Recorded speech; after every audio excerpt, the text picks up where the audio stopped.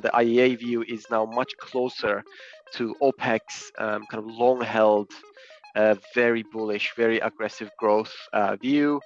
OPEC did have a response, and what they called this was a rendezvous with reality. And just looking at the numbers from last week, they're probably going to come in at under 5% of their capex into low carbon technologies and businesses this year.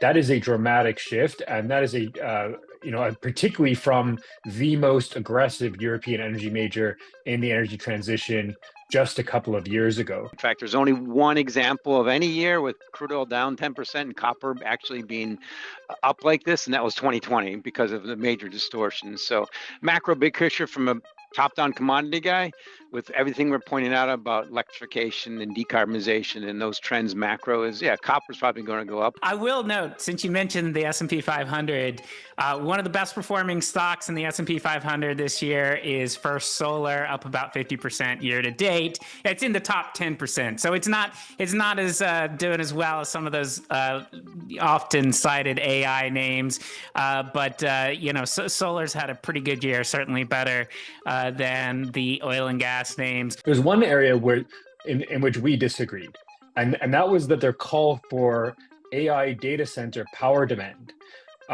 They said that they expect it to quadruple by 2050, and this struck us and is not consistent with what we've put out in our research as highly conservative.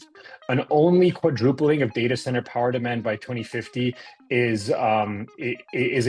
very, very. I'll start with the IEA outlook because it actually was a significant change in their stance, especially when it comes to peak oil demand. Our base case is for Brent prices to be in the $60 to $75 a barrel range. Currently, Brent is sitting around $64 a barrel.